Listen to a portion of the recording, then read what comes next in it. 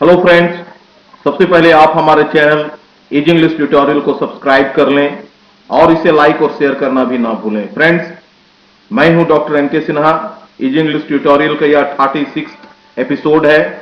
इस एपिसोड में हम लोग फ्यूचर इम्परफेक्ट यानी फ्यूचर कंटिन्यूअस टेंस के बारे में जानकारी प्राप्त करेंगे। तो दोस्तों, आइए फ्यूचर कंटिन्यूअस टेंस को सीखते हैं। तो फ्रेंड्स, सबसे पहले हम फ्यूचर कॉन्टिन्यूअस टेंस के हिंदी वाक्य के पहचान को सीख लेते हैं। दोस्तों, यह बहुत ही सरल है। कोई भी हिंदी वाक्य जिसके अंत में ता रहेगा, ती रहेगी, ते रहेंगे, लगा रहे, वे हिंदी वाक्य फ्यूचर कॉन्टिन्यूअस टेंस के होंगे। आप इन उदाहरणों में देखें। मैं पत्र लिखता रहूंगा। इस वाक्य के अंत में लिखता रहूंगा और लिखता के अंत में ता रहूंगा है। राम गाना गाता रहेगा। इस वाक्य के अंत में ता रहेगा लगा हुआ है। सीता आम खाती रहेगी। इस वाक्य के अंत में ती रहेगी लगा हुआ है। सभी लोग मेरे घर आते रहेंगे।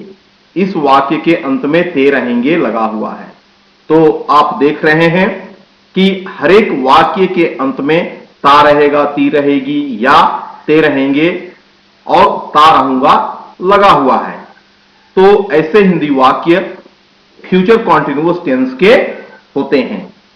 तो हम लोग फ्यूचर कॉन्टिन्यूअस टेंस के हिंदी वाक्य को पहचानना सीख गए हैं। आइए अब हम फ्यूचर कॉन्टिन्यूअस टेंस के हिंदी वाक्य को अंग्रेजी में कैसे अनुवाद करते हैं, इसे सीखते हैं। सबसे पहले आप इसके फॉर्मूले यानी स्ट्रक्चर्स को याद कर लें।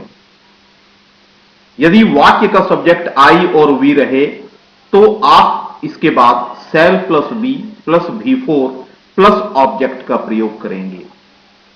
इसके अलावे जितने भी सब्जेक्ट रहेंगे आप उनके साथ will plus be plus V4 plus object का प्रयोग करेंगे। यह बहुत ही आसान है। आपको केवल आई और वी के साथ shall plus be plus V4 plus object का प्रयोग करना है। बाकी सबके साथ आप will plus be plus V4 plus object को लगाएं। आप इस फॉर्मूले को अच्छे तरीके से समझ लें, याद कर लें और इस फॉर्मूले के यानी इस स्ट्रक्चर्स की सहायता से आप फ्यूचर कॉन्टिन्यूअस टेंस के हिंदी वाक्य को अंग्रेजी में अनुवाद करें। यह कैसे किया जाता है, आइए इन्हें हम इन उदाहरणों से समझते हैं। Look at the following examples. Example number 1, मैं यह काम करता रहूंगा। इस हिंदी वाक्य के अंत में ता रहूंगा लगा हुआ है, जिस कारण यह हिंदी वाक्य फ्यूचर कॉन्टिन्यूअस टेंस यानी फ्यूचर इम्परफेक्ट टेंस के हुए।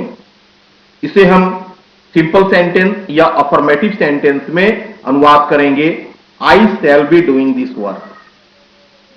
नेगेटिव सेंटेंस में हम इसे लिखेंगे I shan't be doing this work. इसे हम शैलेंट भी लिख सकते हैं, I shalln't be doing this work. या आप इसे विस्तार करके लिख सकते हैं I shall not be doing this work. Interrogative sentence में हम इसे लिखेंगे शैल आई बी डूइंग दिस वर्क। क्या मैं यह काम करता रहूंगा। नेगेटिव इंट्रोगेटिव सेंटेंस में हम इसे लिखेंगे shan't I B doing this work. क्या मैं यह काम नहीं करता रहूंगा। या फिर आप इसे लिख सकते हैं shall I not be doing this work. इसे एक अन्य उदाहरण में देखें।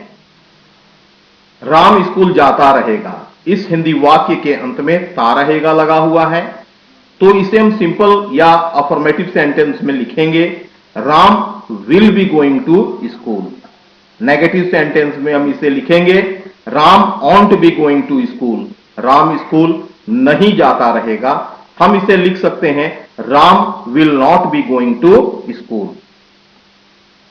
इंट्रोगेटिव सेंटेंस में हम इसे लिखेंगे will Ram be going to school. क्या राम स्कूल जाता रहेगा। नेगेटिव इंट्रोगेटिव सेंटेंस में हम इसे लिखेंगे won't Ram be going to school. क्या राम स्कूल नहीं जाता रहेगा। या हम इसे लिख सकते हैं will Ram not be going to school. इस एग्जाम्पल में देखिए, हम लोग किताब पढ़ते रहेंगे। इस हिंदी वाक्य के अंत में ते रहेंगे लगा हुआ है। तो इसे हम सिंपल सेंटेंस में लिखेंगे, we shall be reading this book. Negative sentence में लिखेंगे, we shan't be reading this book, हम लोग यह किताब नहीं पढ़ते रहेंगे। या हम इसे लिख सकते हैं, we shall not be reading this book. Interrogative sentence में हम इसे लिखेंगे, shall we be reading this book, क्या हम लोग यह किताब पढ़ते रहेंगे। और नेगेटिव इंट्रोगेटिव सेंटेंस में हम इसे लिखेंगे, shan't we be reading this book, क्या हम लोग यह किताब नहीं पढ़ते रहेंगे। या हम इसे लिख सकते हैं, shall we not be reading this book, क्या हम लोग यह किताब नहीं पढ़ते रहेंगे। तो फ्रेंड्स, यहां पर फॉर्मूला हर सेंटेंस के लिए बिल्कुल एक है, be plus V4 plus object. केवल बी के पहले लगने वाले शैल और विल को बदल दिया जाता है।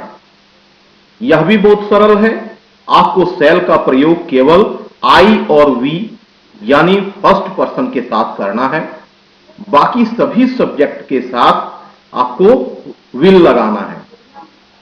वैसे तो फ्रेंड्स, मॉडर्न इंग्लिश ग्रामर में शैल और विल के भेद को मिटा दिया गया है और अधिकतर लोग हर सब्जेक्ट के साथ विल का प्रयोग करते हैं। किंतु जब हम सीखते हैं तो उस अवधि में हमें शैल और विल में अंतर रखना पड़ता है। तो आप अभी दिए गए फॉर्मूले का प्रयोग करें और इस फॉर्मूले के सहायता से आप फ्यूचर कॉन्टिन्यूअस टेंस यानी फ्यूचर इम्परफेक्ट टेंस के हिंदी वाक्य का अंग्रेजी में अनुवाद करें। आशा करता हूं आप इसे अच्छे तरीके से समझ गए होंगे। इजी इंग्लिश ट्यूटोरियल का यह एपिसोड यदि आपको पसंद आया हो तो फ्रेंड्स, आप इसे सब्सक्राइब जरूर करें, इसे शेयर करना बिल्कुल ना भूलें, लाइक के बटन पर भी क्लिक करें और अपने बहुमूल्य कमेंट से भी मुझे अवगत कराएं। आपने इस एपिसोड को देखा, इसके लिए आपका बहुत बहुत धन्यवाद। Welcome, thank you once again.